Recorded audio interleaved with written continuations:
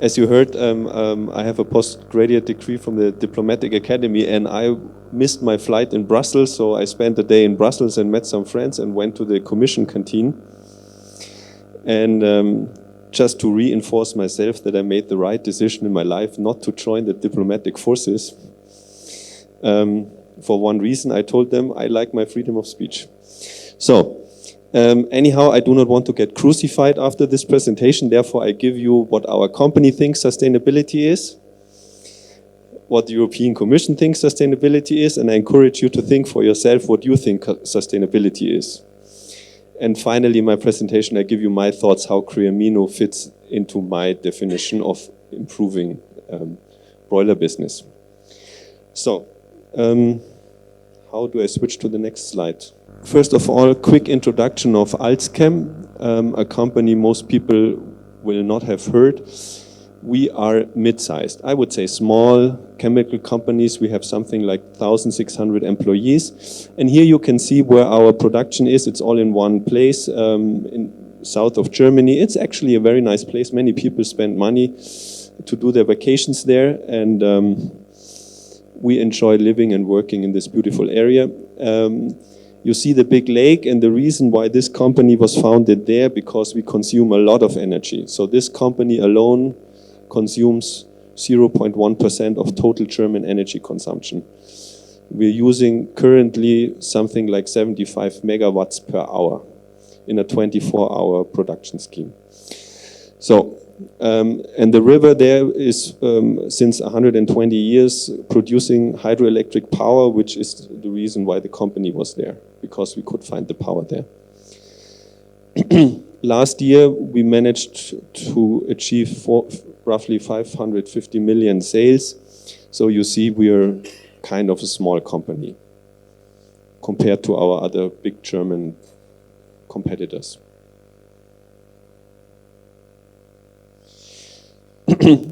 We have roughly around 500 products, so which are mostly molecules, chemical molecules, and they go into various applications. The uniqueness and the beauty of this company is that it's totally backwards integrated. You see, we only purchase carbon and limestone and the energy, and we burn it to produce carbide. And out of this calcium carbide, we produce all our other products. We started 120 years ago with a fertilizer, which is still sold in the market.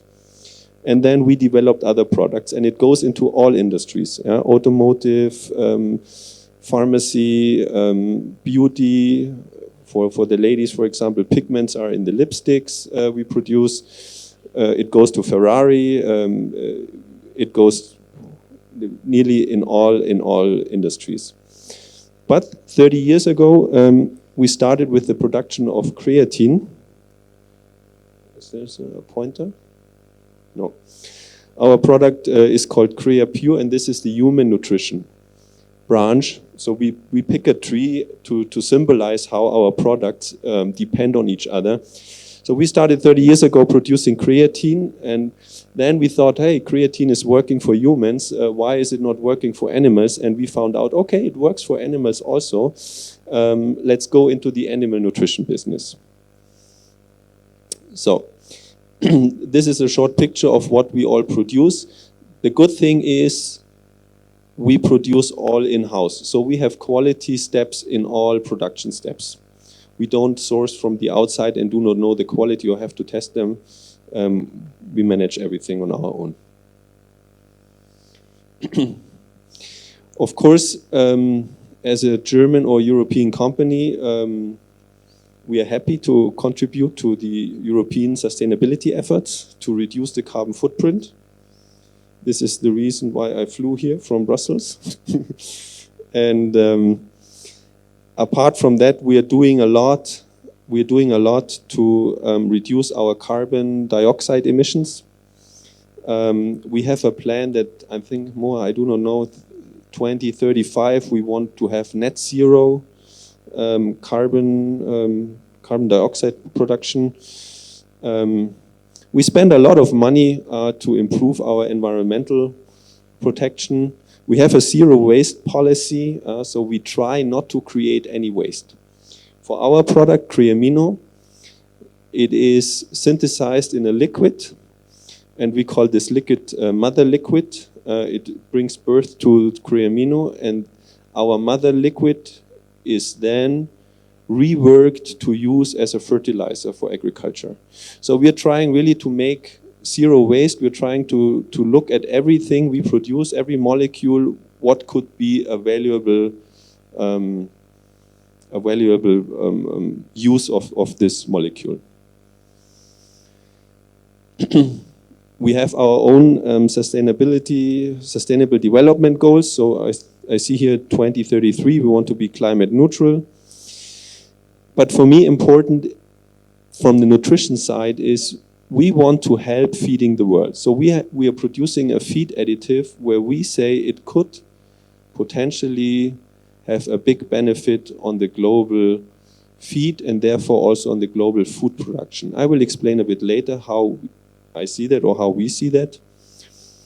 But these are basically all goals we have separate departments working on. So, to sum it up, we have in-house manufacturing of raw materials. We test it, we analyze it. All our products have a certain quality standard.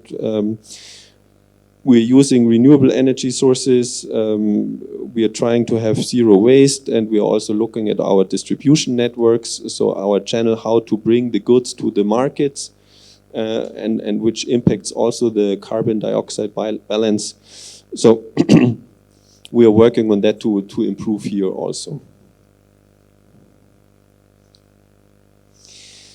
Now, talking about Creamino, it is a feed additive. It will be processed into creatine after absorption. It improves and optimizes the energy metabolism of all cells. So we provide extra energy. We bring it to an optimum or to an optimum level. With this, we can improve the return on the feed costs, and we produce it in-house. In granulated form, by the way, yeah. So the endogenous synthesis looks like that. Finally, the target molecule we want to have is creatine. I told you that AlzChem is producing creatine for human food grade. The problem is the creatine molecule is not heat stable. With 60 degrees Celsius, creatine is destroyed. So as professional feed has a heat treatment, it will destroy the creatine molecule in the pelleting process. So therefore, the option to sell creatine directly is not viable. We go one step back in the endogenous synthesis and see, okay, there is a molecule called guanidinoacetic acid, and this molecule will get transferred into creatine. And on a 1-to-1 ratio. So there is no loss in this transformation process. More, I'm right, this takes place in the liver. Good. And as I heard in the previous presentation, I think our former colleague Shadi Khalil in his doctor thesis, he proved that it even helps in damaged livers. So it has a positive effect on the liver function. Anyhow, if we are supplying GAA, the abbreviation for guanidinoacetic acid, we will get creatine. The reason why we all in this room are on a creatine deficient diet is that we cook our meat. The original creatine molecule in nature is found in meat, in raw meat. Once you heat it, you destroy it. And that's a big problem. So you have to eat raw meat to fill your daily creatine requirement, or you supply it from the outside. Endogenously, you need 2 amino acids, glycine and arginine, and glycine and arginine in the kidneys are in an enzymatic process transferred to GAA. So now this is the full chain, which is important because I will speak about the impacts in a minute. And creatine, and now coming to the effects of Creamino, once we have creatine, the creatine plays a crucial role as the energy transporter and as the storage of energy in the muscle cells. You might all have heard about the ATP-ADP cycle. And the creatine is the molecule who captures the phosphorus in this cycle, in this Krebs cycle. Without creatine, this phosphorus molecule will go off the orbit. So once you have the optimum supply of creatine, you can extend the ATP supply, and therefore you have the first energy source in any organism available.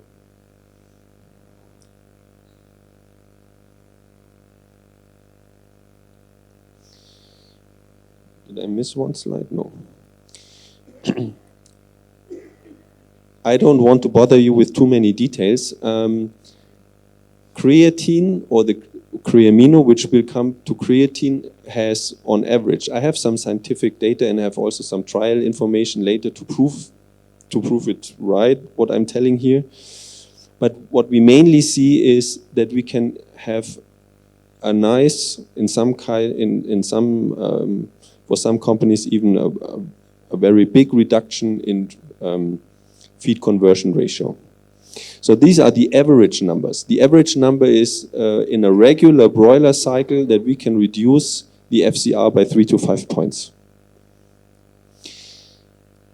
And this has a big impact, on what I call sustainability. When I joined AlzChem in 2018, I had a discussion with the CEO and we discussed about sustainability, and I said, look, our company is now nearly 120 years old. Isn't that sustainable per se? Isn't that proof of sustainability? Producing high quality products, staying in the market, providing products to the consumer. The final person saying your job, you have done your job, is the end consumer, the one who is buying the meat, who's buying the feed.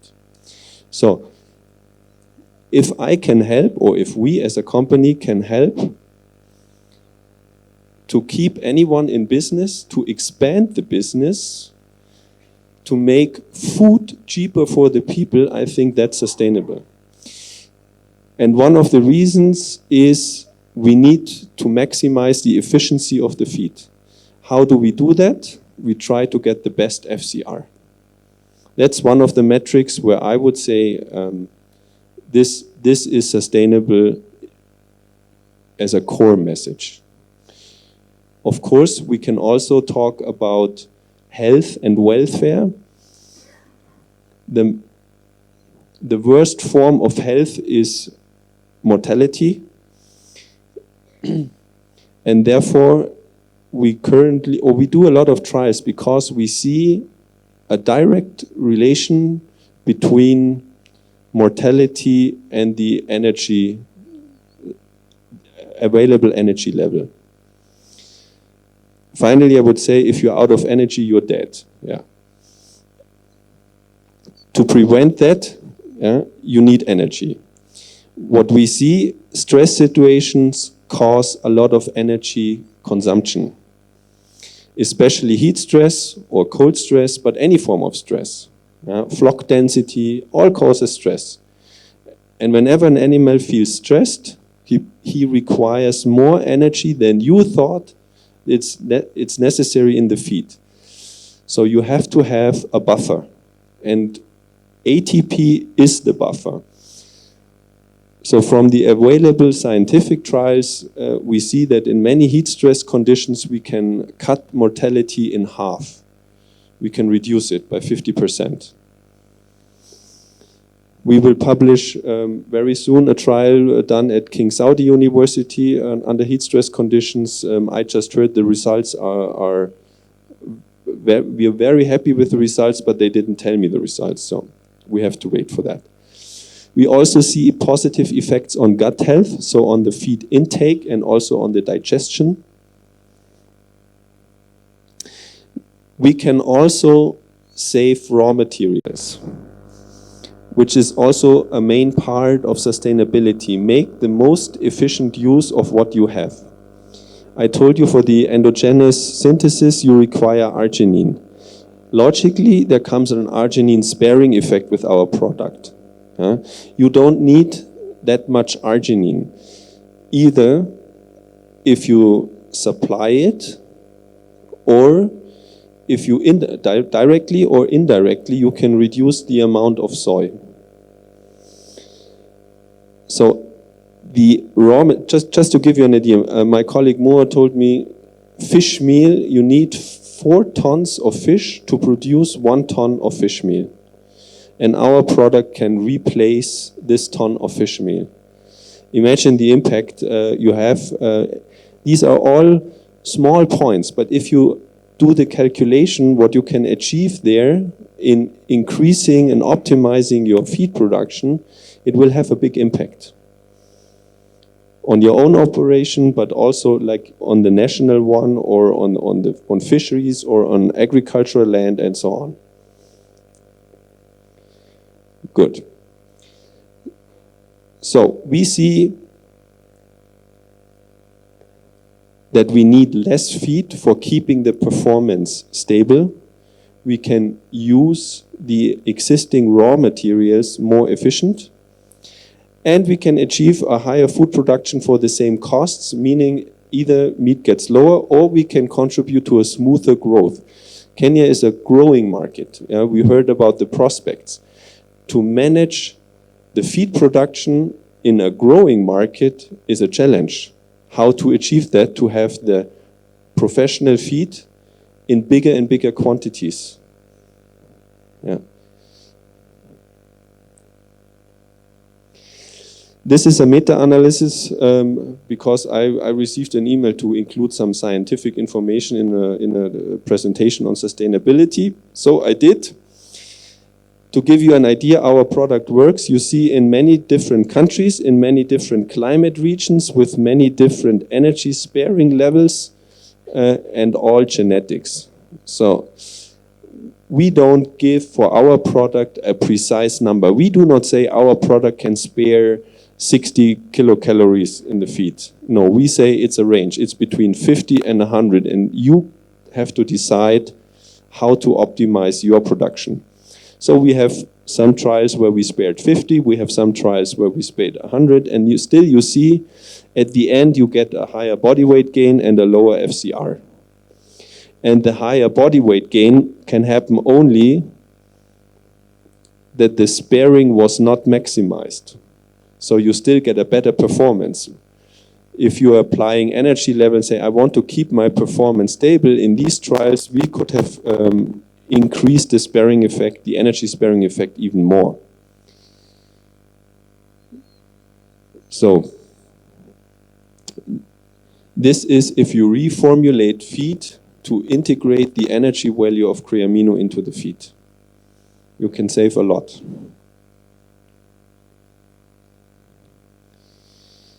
On the other hand, if you're interested to increase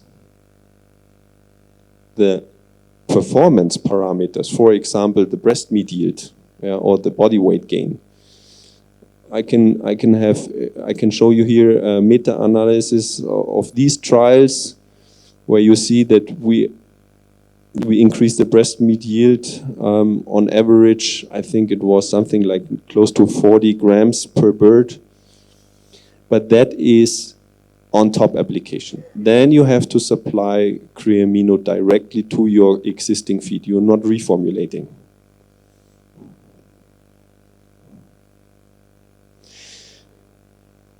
The good thing is you have always these two options, and you can decide from time to time what your interest is. You get a lot of flexibility in choosing, I want to increase my meat production, or I want to reduce my feed costs.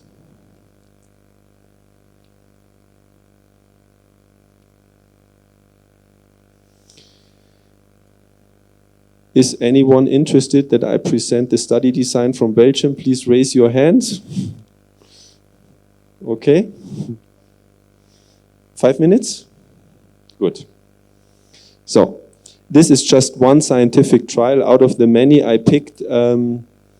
You see the title, Guanidinoacetic supplementation improves feed conversion in heat stress situation.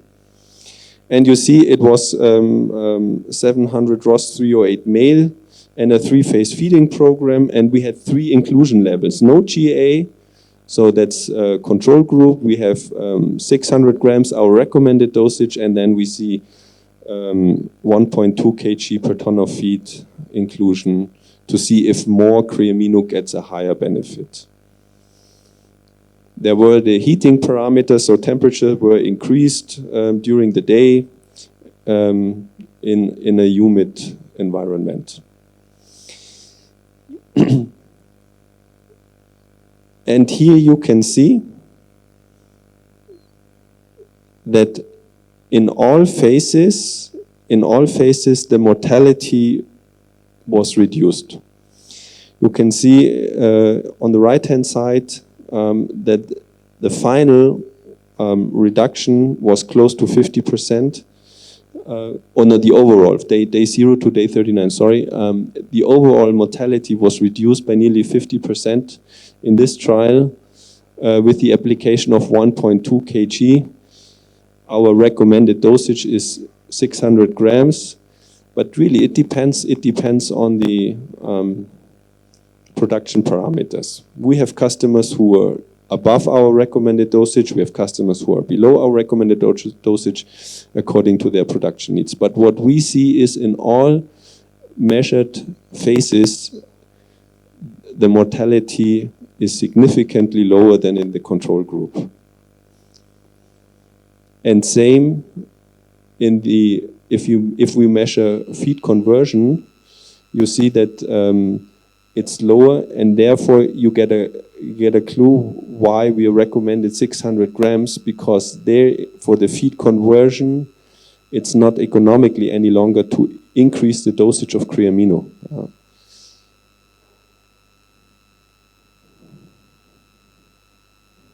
Good.